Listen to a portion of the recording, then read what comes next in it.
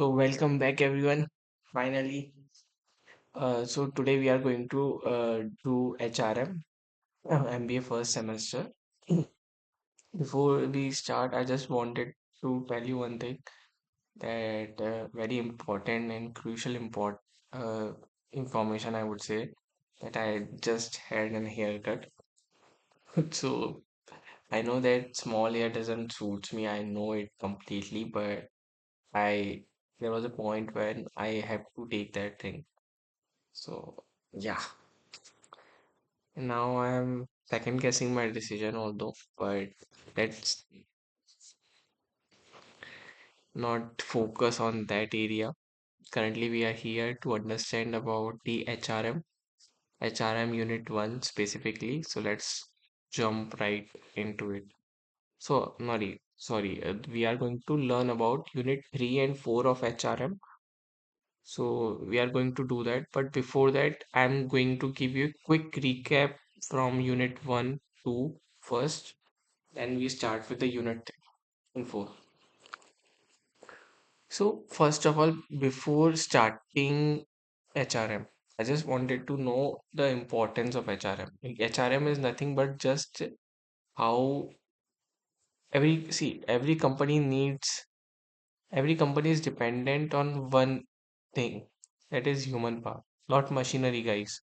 Every company is responsible, or I would say standing on one pillar, one solid pillar, that is uh, human power.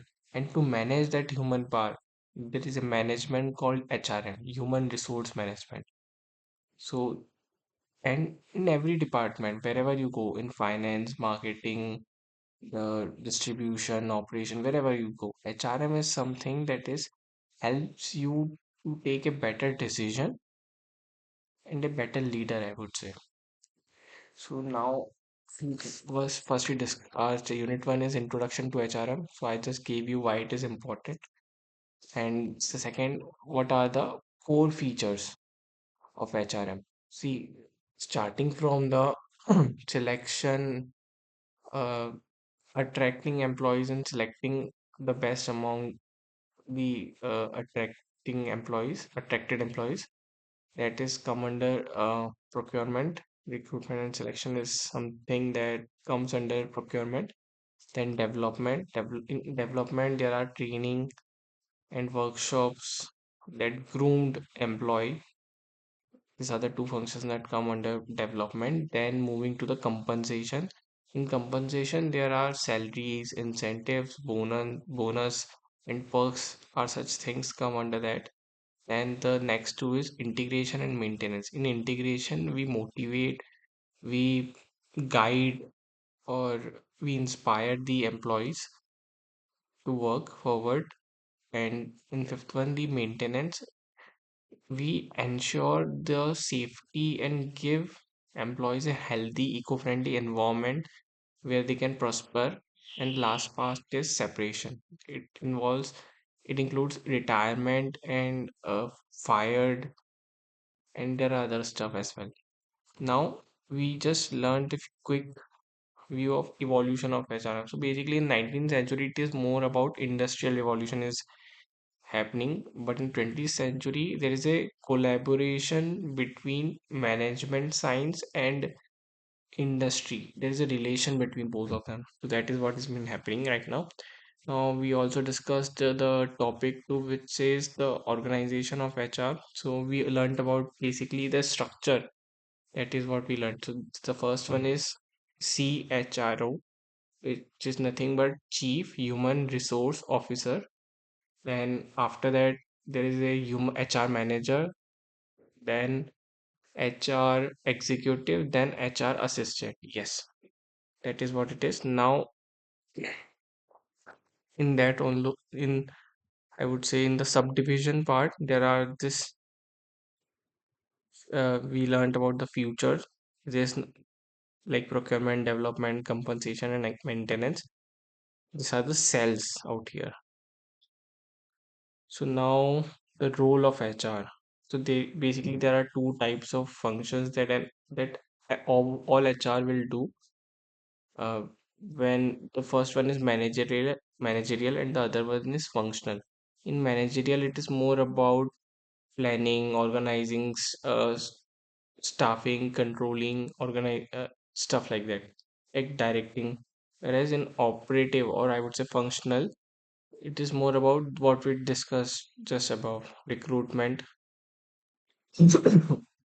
recruitment, sorry, procurement, then compensation, then all of that: procurement, development, compensation, maintenance. I think that I have to make something of that, like the first initials of it, so that I can recall whenever it whenever I need that terms.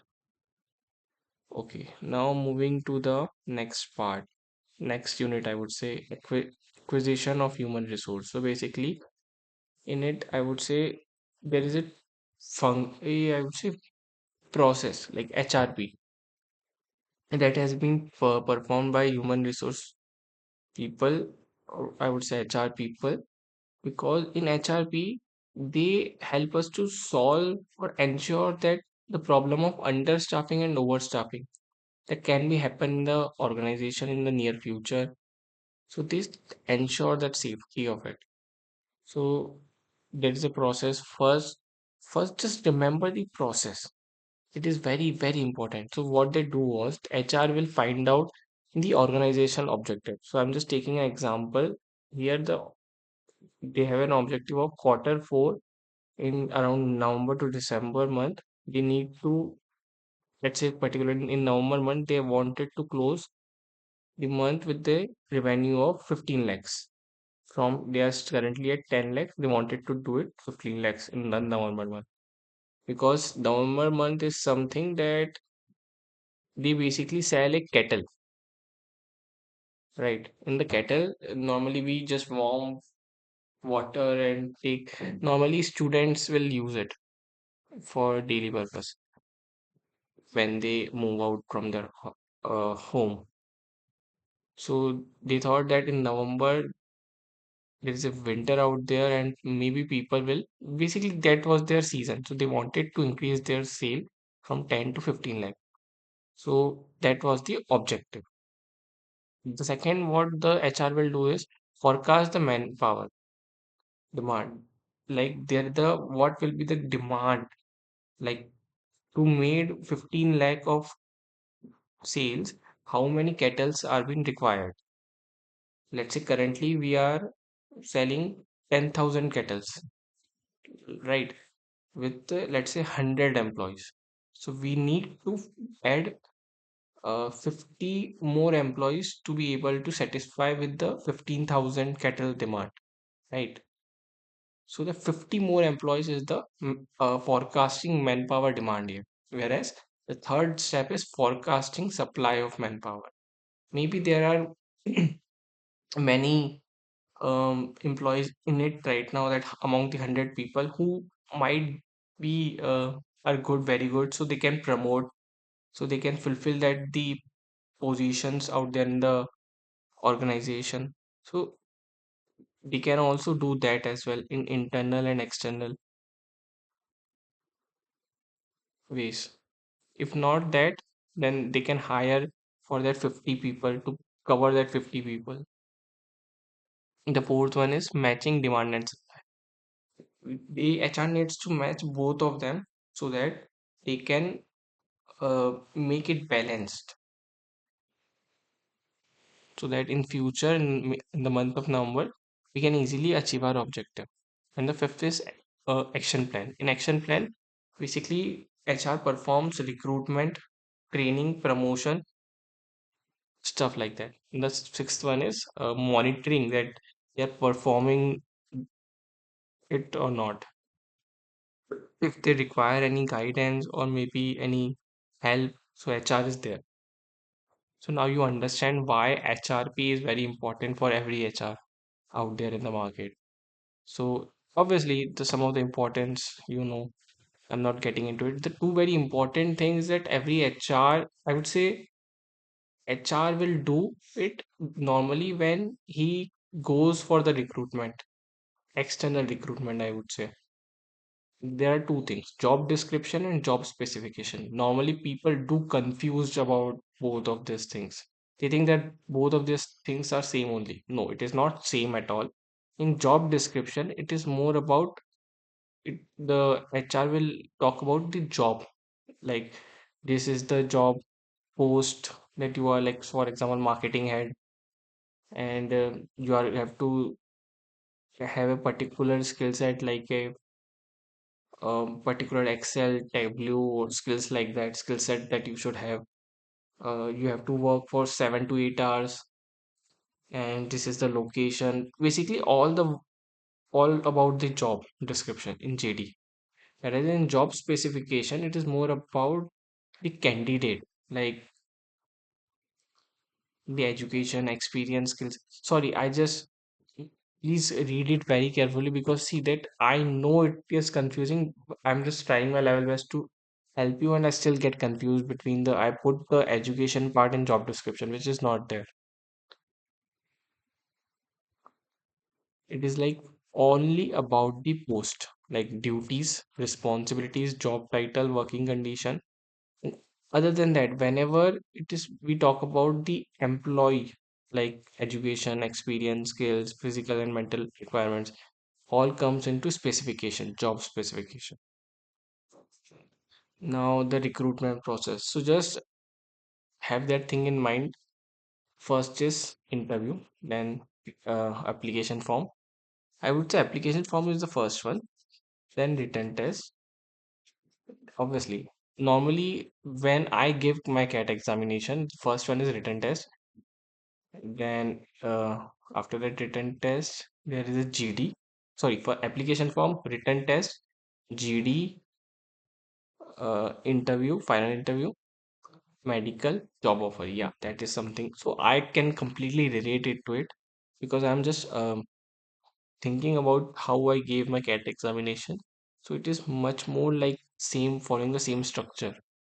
So you can also do something or the other, so to you to remember this thing. Because see, in everything, like we are learning about HRP, so the process, similarly with the HR process, the process here is very important. You know nothing, but you just know the process and the definition, you are good to go. You can implement and make examples more than you think. The next is induction and turnover. So basically, I just explained. Induction is when a new employee come in the organization, and the senior and the HR people will invite him with a proper gesture, introduce with the organization, staff, and work. So that is induction. Turnover is the ratio or the rate at which people are leaving the organization. And the separation is basically at the time of retirement, firing, or layoff, or mutual, when a candidate wants to leave the organization. It happens at that point. The next is next unit is training and development. So now let's begin our first unit 3. So I hope the recap is something that you enjoyed, because revision is the most underrated thing right now. So without any delay, let's start unit 3. It is about training and development. So first we learn about training involves current performance, development prepares employees for future roles. Training is a planned effort to improve job skills and efficiency. Development is a long-term process enhancing personal and professional growth. Importance: boosts productivity, reduces errors, improves job satisfaction, builds job adaptability, supports career growth.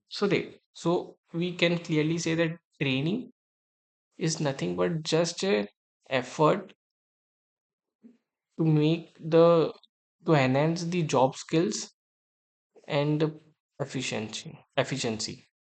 Whereas development is a long term process where they align employees personal growth, align trying to align it with the professional growth. That is what development is means. So normally you don't need to remember the importance, you can just figure out, because see, training and development, well, both of this helps. Then some of the importance is reduces errors, productivity improves, job satisfaction, career growth, organizational uh, goal achieved, or something like that. Moving to the identify training, how an HR will be able to understand that yes, there is a need of training. How the He is not an astrologer or something, right? So he has a techniques to find out yes, there is a training. So I have to make a campaign or something around that. So how an HR will find out? So basically, before starting any training, HR must identify two important things. The first one is who needs training and in what area. For example, there are five people or let's say 15 people out there in an organization. They need training. Okay, so the first is answered. And the second, in what area they needs training. Like they needs a training in operation. So now, after when this two question has been answered, so HR can move forward. But these two questions are very important to identify training. Just remember it. Okay, now moving to the core concept, training needs are identified through performance gaps, technological changes, or new job requirements. So there are also ways to find out that normally employees don't come and say in to the HR, oh, we need a training. Oh, we need development. No, it is not like that. HR needs to find out. So there are certain ways that HR can find out. First of all, performance gaps. Like there are some employees are not being able to perform. So to evaluate that performance gap. The second is technological changes. There are changes in the technological on day-to-day basis right now. So HR should be aware about it. If there is any requirement, any particular need of technology that they need to understand the current employees. So it is a responsibility of an HR to arrange a training around that. And the third is new job requirements. So some of the ways of identifying this is the ways performance appraisal report, employee feedback, organization, observation by supervisor, job analysis. These are the ways that HR will identify the answers of the two questions. Okay, now moving to the topic number three, how an HR will design the program, the training program. So first of all, define an objective. For example, let's say we need to I'm considering myself as an HR and I'm working in an organization and currently, so what will I do? I will first of all I will get my two questions answered. The first one is who needs the training and in what area they need the training. And I will find out these two questions on by in the observation by supervisors, customer reviews, performance appraisal, and yeah, job analysis. These are the four ways to find out that answers. Now, what will I do? I find out to design a training program. First, my first step is to define the objective. I want it, let's say, better logistic or functioning of the operation task. So that is my objective. So I will designing content around that. Find out what are the best ways or what are the effective areas that I need to cover to design my content. Then select method. So there are two types of method, on the job method and off the job method. On the job, when there is a proper, I would say, coaching, mentoring, like little bit guidance, mentoring, or apprenticeship, things like that. Whereas off the job is more like go do a proper classroom training, workshops, case studies, simultaneous things like that. After that, implement the program. Then analyze that, evaluate the result. Is it the desired what I assume? And then try to evaluate and try to get optimized over time. So that is how I would say the basic five steps how any training program will be designed. The next is types of training. So there is on the job and off the job training. So you can see the example in on-the-job training. It is more like coaching, mentoring, job rotation, apprenticeship. Basically, people who are already working in that organization, it is mostly for them, whereas off the job is mostly for the other people who are currently not the real employees of that organization. The next is management development system. It is just a system where HR, let me read, system designed to improve managerial effectiveness through executing coaching, seminars, and leadership programs. So now moving to the unit 4. Just a second, guys. Okay. So unit 4 is about performance appraisal system. Performance appraisal helps manager evaluate employees fairly, recognize achievement, and identifies areas of improvement. Hear it very carefully. It is a system where it helps managers evaluate employees' performance in terms of like achievements as well as where he or she will need development. Okay, like areas of improvement. So the core concept says performance appraisal is a formal process of evaluating a performance against set standards. Okay. Objectives: measure performance accurately, identify training needs, provide feedback, support promotion or transfers, improve communication between managers and employees. So just understand it. If I am the HR, I need to I need to know that every employee performance, right? So why it is important for me to need to know about them, because I can on that basis I can promote them or I can offer him a help. Or if after that offer I can also see that if the employees been not been able to add value, he or she will be fired or transferred. So that is very important thing as well, because this is, I would say, what are the objectives that you can think of. Now there are techniques of appraisal. So normally there are traditional method and there is a modern method. So rating, ranking, checklist, confidential report are some of the traditional methods. Whereas modern methods are like 360-degree feedback, asking from managers, then their subordinates, colleagues, their assistant as well, trying to take all of their feedback and on that basis decide the performance level of an employee. The second is MBO, third is bars, and the fourth is assessment centers. This is the last topic: potential appraisal and employee counseling. Potential appraisal is nothing but just by analyzing the report, and or HR will decide that whatever how many employees are there who can be able to fulfill the need or the requirement or the responsibility of the greater post, so they can promote them. Whereas employee counseling is vice versa of it. It is more like how many employees will need guidance or training or something, needs help basically. So yeah, that is all about unit 4. So thank you for watching. I hope this video help you in understanding your or strengthening your understanding in HRM. Thank you for watching. We will meet with the next lecture in unit 5, 6, 5 and 6. Till then, stay tuned.